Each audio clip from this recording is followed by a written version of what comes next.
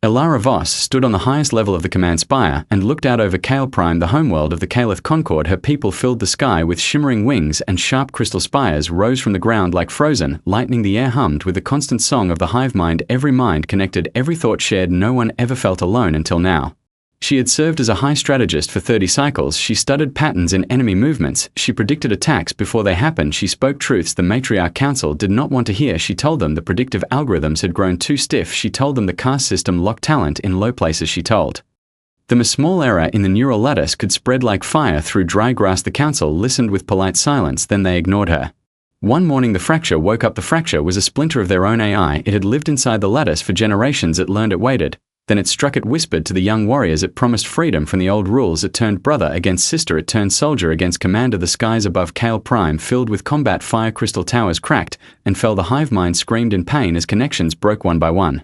Elara watched from the spire. She felt the first cut when her direct link to the council severed. She felt the second cut when her squad leaders turned their eyes away. She felt the final cut when the matriarchs themselves broadcast the judgment. Her name appeared on every screen, her face marked in red. Exile for inviting discord, exile for dangerous thoughts, exile without honor. Guards came, they removed her rank insignia, they cut the silver threads that linked her neural crown to the lattice. They marched her through halls that once bowed to her. Now the halls stayed silent. Faces turned away, wings folded tight. No one spoke her name. The transport ship waited on the landing pad, engines already warm. They flew her to the edge of Concord space, a small mining moon called Drac 9. Nothing grew there. Dust storms scoured the surface. Radiation burned the unprotected skin. One dome remained from the old days, a habitat meant for 12 workers, now empty except for basic supplies, air recycler, water tank, food, printer, bed frame. No window, just a small view screen that showed the barren plain and the distant gas giant.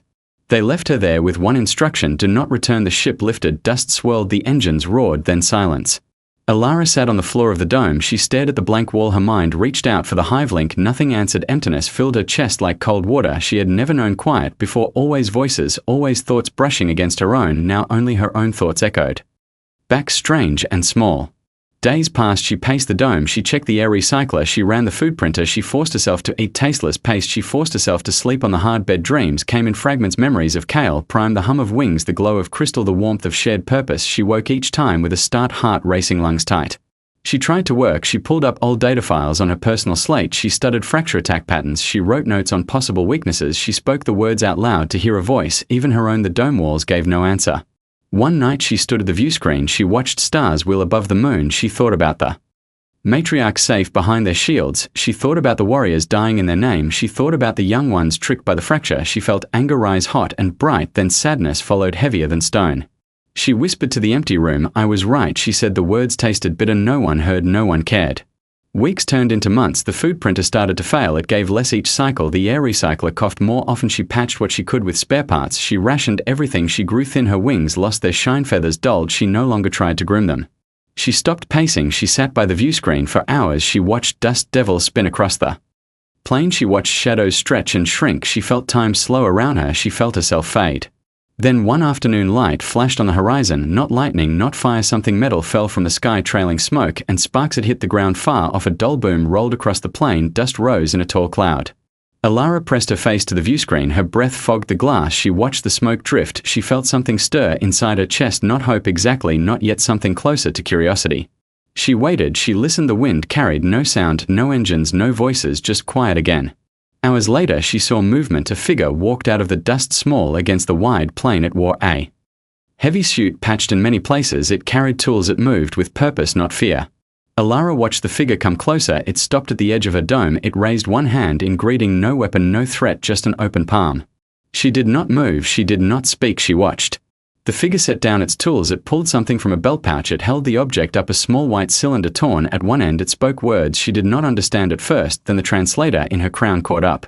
Hey strategist, you got any coffee filters lying around? Mine just ripped. The voice sounded rough, tired, amused.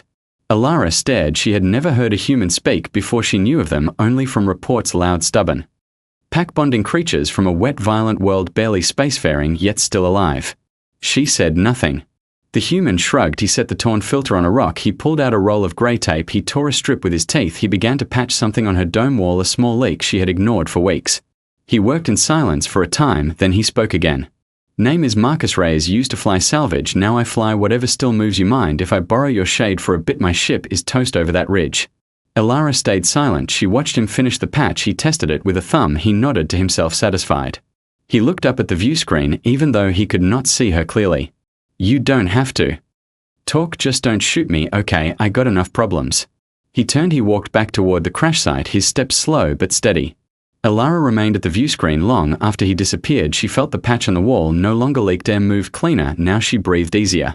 She sat down. She thought about the human called Marcus. She thought about his torn filter, his easy shrug, his calm offer of help to an exile, his people called apes by the Concord, dangerous, unpredictable, yet this one had fixed her dome without asking for anything. She looked at the blank wall. She spoke one word aloud. Strange. The word hung in the air, small but real. Outside, the dust settled. The stars came out one by one. Elara closed her eyes. She let herself feel the quiet without panic for the first time since exile. Something had changed on this dead moon. Not much. Just a beginning.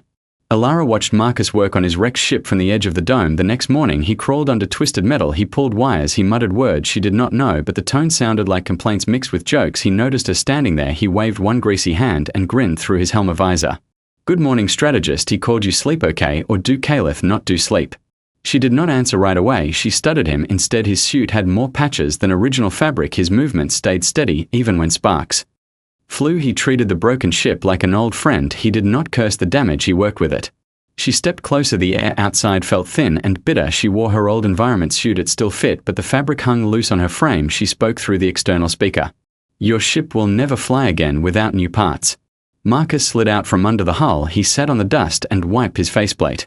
Yes, she took a bad hit. Fracturators got me good, but the frame holds. The core still has some life. I need microfusion cells to wake her up. There is an old Concord relay station 3 valleys east. It might have what I need. Elara knew the place. She had ordered supply drops there years ago. Before her fall, the station sat empty, now abandoned. When the fracture first appeared, the council pulled everyone back to defend the core worlds. Dangerous, she said. Drones patrol that route. Radiation pockets still burn. The ground storms come without warning. Marcus nodded. He looked almost cheerful.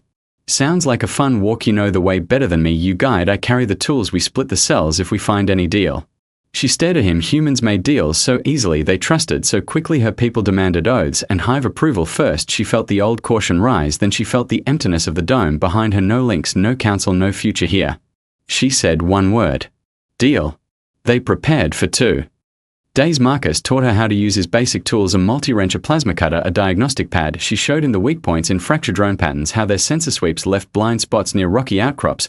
They shared food. His protein bars tasted like sand. His nutrient paste tasted like nothing. They ate in silence mostly.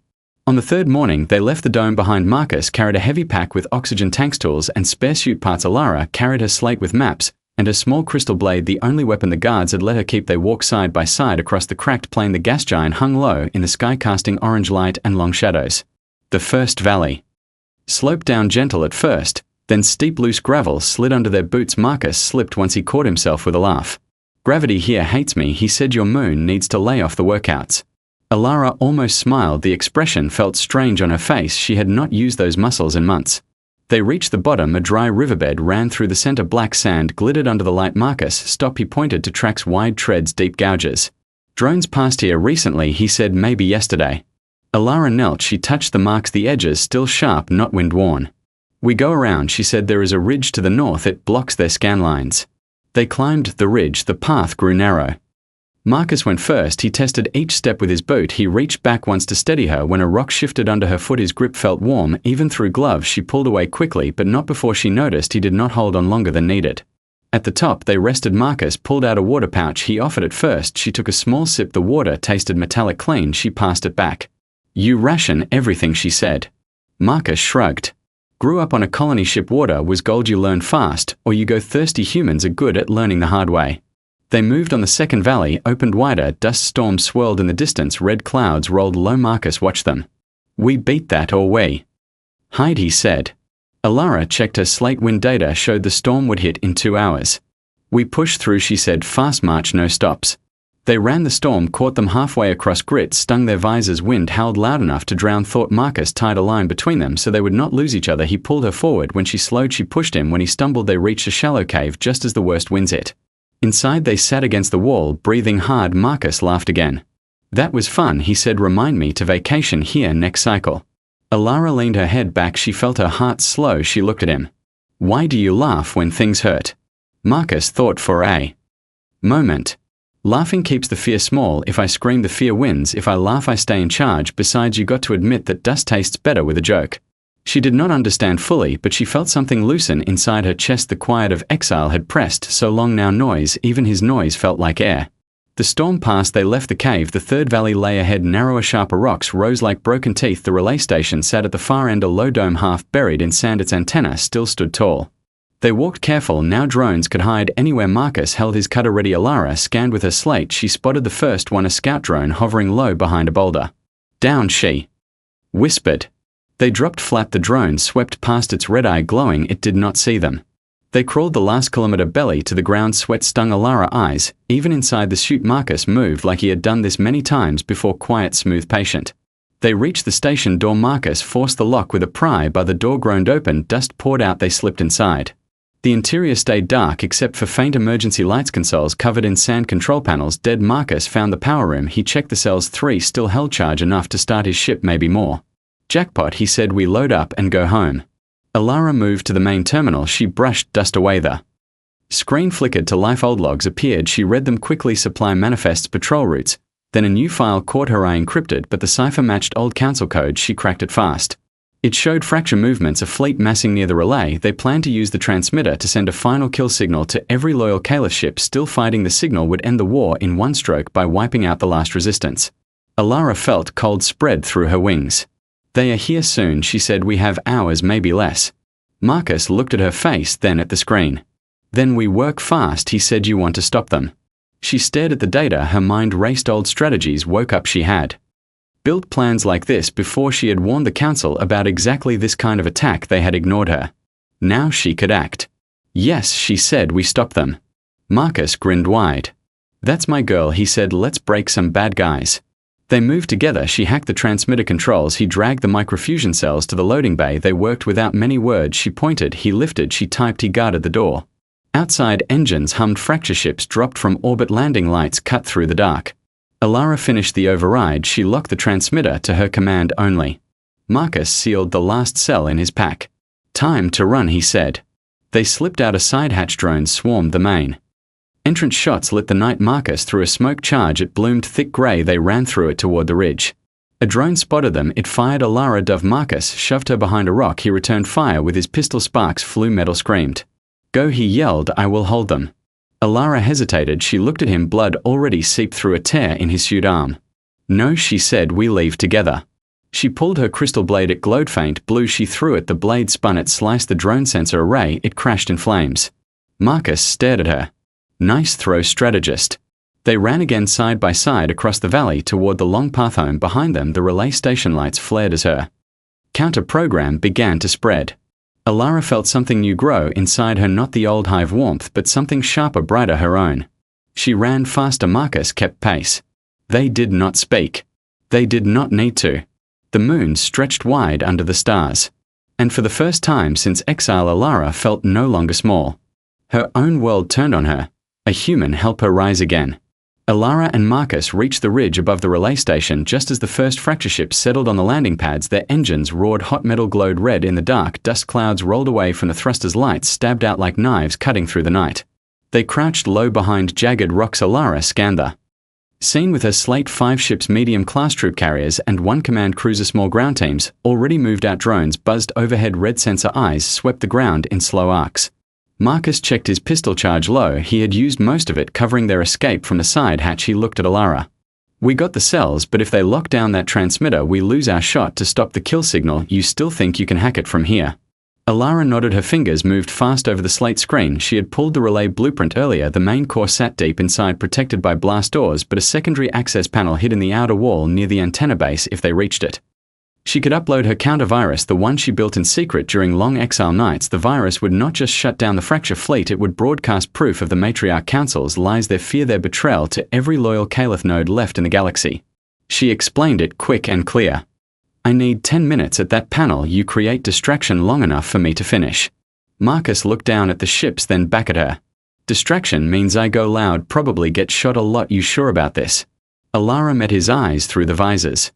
I am sure you do not have to do this alone. He grinned, even with blood drying on his torn sleeve. Never plan to leave you behind, strategist. Let's make it count. They split up. Marcus took the long way around, circling to the east where the terrain dipped low enough to hide his approach. He carried the last smoke charges and a mining charge he had scavenged from the station bay. Alara moved straight down the ridge, staying in shadow, keeping low, her wings folded tight against her back to reduce her outline. She reached the outer wall first. The access panel sat half buried in sand. She brushed it clean, her crystal blade cut through the lock seal quiet and clean. The panel slid open, revealing a tangle of wires and a small input port. She plugged in her slate. The screen lit, green data flowed. She started the upload. The virus needed time to weave through the relay's old security layers. She watched the progress bar crawl 2%, 3%. Below her boots the ground shook. Marcus had begun. He appeared on the far side of the landing pad. He fired his pistol at a drone. It spun and crashed in sparks. He yelled something she could not hear. Then he threw the first smoke charge. Grey clouds bloomed thick and fast. Fracture troops turned toward the noise. They advanced, weapons raised. Marcus ran. He dodged between cargo crates. He fired again, drawing more attention. A squad broke off to chase him. He led them away from the command cruiser, looping around wrecked equipment. His suit lights flashed on and off to confuse their targeting. Alara watched her heart beat hard. The progress bar hit 15%. She whispered, "Come on, faster." A fracture soldier spotted her position. He raised his rifle. She dropped. Flat shots cracked over her head. Stone chips flew. She rolled to the side. She pulled her small blade again. It hummed blue. She threw it. The blade sliced through the soldier's weapon barrel. It sparked and died. The soldier stumbled back. She retrieved the blade and ran to new cover.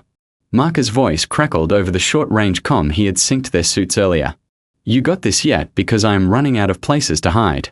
28%, she said. "Keep them busy." He laughed, rough and short.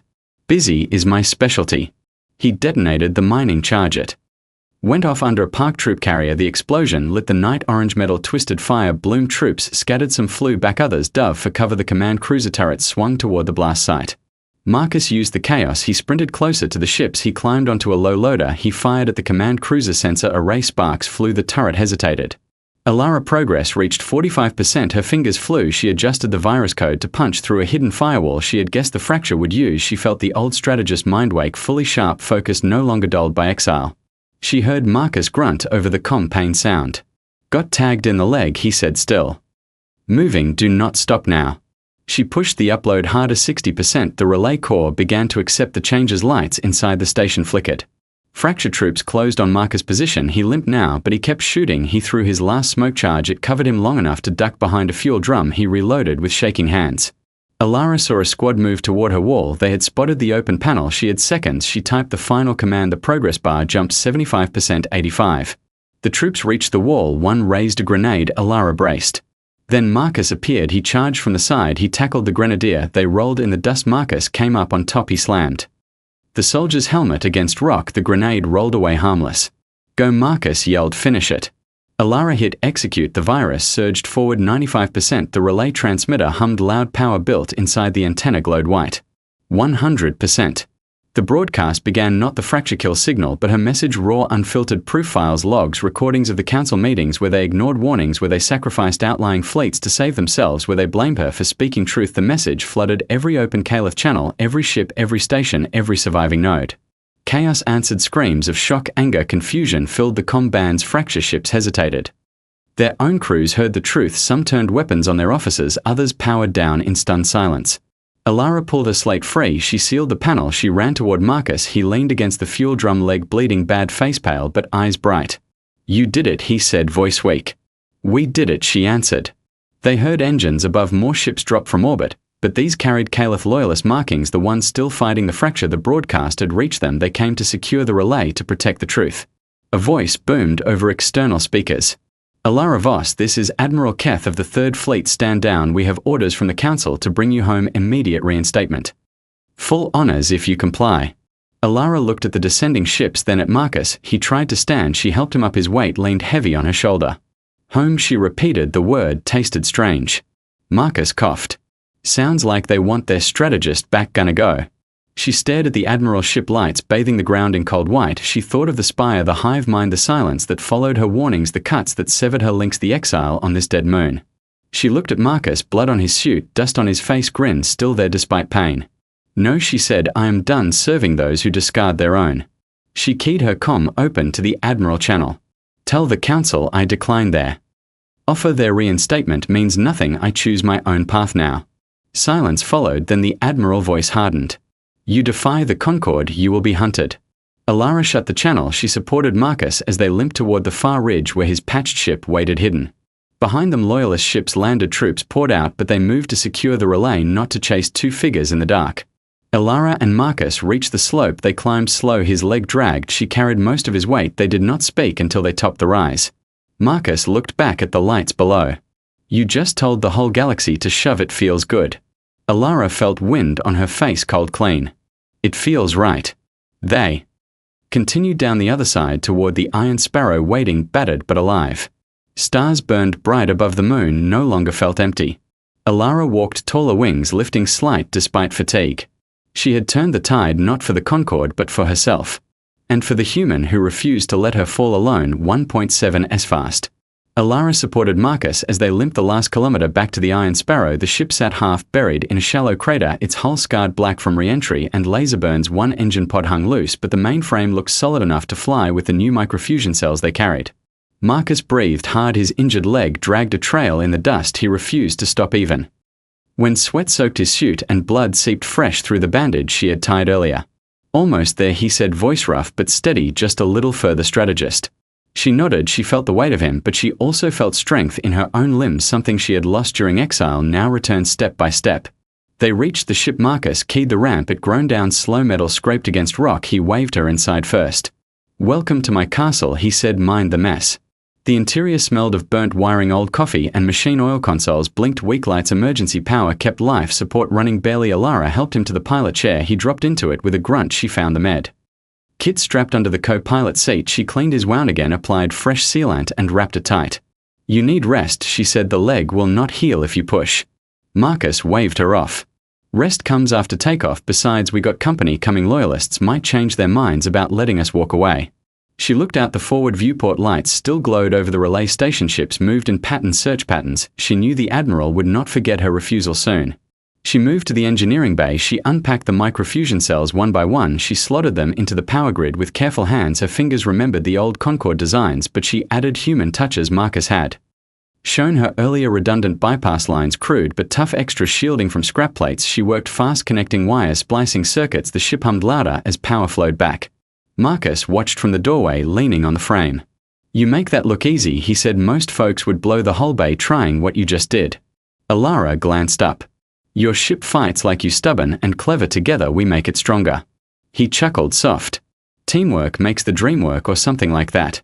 She finished the last connection. The engines coughed once, then settled into a low rumble. The lights brightened. Air recyclers whirred stronger. She returned to the cockpit. Marcus already ran pre-flight checks. His hands moved sure despite pain. Strap, she said. They buckled in. She took the co-pilot seat. The controls felt strange at first, alien shapes and labels in human script, but she learned quick. She always had. Marcus pushed the throttle. The Iron Sparrow lifted slow. At first dust boiled around the landing gear, then faster. The moon fell away behind them. The gas giant filled the viewport orange and huge stars sharpened as atmosphere thinned. Space welcomed them, cold, black, endless. Marcus set course for the nearest human fringe colony 3 jumps away, safe harbor for outcasts like them. He engaged the faster-than-light drive. The stars stretched into lines, then snapped back normal. They sat in silence for a long time. Only the hum of systems and their breathing filled the cabin. Alara broke it first. What now? Marcus leaned back. He stared at the starfield. Now we fix what we can. We find a place to land. We breathe. We think maybe we build something new. You got skills. I got a ship and a bad habit of not dying easy. Together, who knows? She thought about the broadcast. Her message still echoed across Caliph channels. She imagined the council chambers in panic. She imagined young warriors hearing truth for the first time. She imagined fractures within fractures. Old loyalties tested, new ones born. She felt no regret, only clarity. I will not go back, she said. Not as their tool, not ever. Marcus nodded. Good, because I kind of like having you around. You keep me from doing too many stupid things alone. She allowed a small smile. The expression came easier now. You still do stupid things with me here. He laughed loud and real. Yeah, but now I got backup. Days passed in jumps, repairs, meals, shared stories. Marcus told her about Earth, crowded, noisy, green, in places violent, in others full of people who fought each other, then helped each other. In the same breath, he spoke of lost friends, stubborn hopes, small joys like real coffee and bad music. Alara listened. She shared fragments of her life, hive songs, crystal cities, the warmth of perfect unity, the cold of perfect control. She spoke of warnings, ignored exile pain, the long quiet on Drac 9. They traded pieces until the ship felt less empty. On the final jump, they picked up chatter fringe channels, open bands, news feeds, wild rumors spread. A disgraced Caliph strategist had turned the war. A human pilot had stood with her together. They cracked the fracture grip. The council reeled. Loyalist fleets regrouped. Some called for peace, others for blood. A small message came through encrypted tight sender. Unknown. Alara opened it. Coordinates a derelict yard on the edge of human space room for one more ship. If you want it, come build. No questions, no oaths, just work. She showed Marcus. He read it twice. Sounds like home, he said, or close enough. They dropped out of Jump the Yard. Appeared on sensors. A cluster of old hulls linked by walkways. Lights glowed faint, welcoming. They docked careful, slow. The ramp hissed. Open air smelled of oil and metal and distant food cooking. Figures waited outside. Mix of humans, few aliens, some Caliph exiles like her, others from species she barely knew. All carried tools, all looked tired but determined. One stepped forward, tall human woman with scarred arms. Heard your broadcast, she said. Name is Lena. We fix things here, ships, lives, whatever needs fixing you in. Alara looked at Marcus. He nodded slight. She stepped forward. I am in. Lena grinned. Good, we need brains and hands. Welcome to the Aegis. They named the place that night over shared rations and weak lights. Aegis, shield for the discarded, the broken, the ones the galaxy forgot. Alara walked the corridors. The next cycle, she saw Caliph wings folded in quiet talk with human mechanics. She saw tools passed between clawed hands and five-fingered ones. She saw plans drawn on walls. Hybrid designs. Caliph elegance mixed with human grit. She felt no hive mind, no constant hum, only chosen voices, only earned trust. Stronger.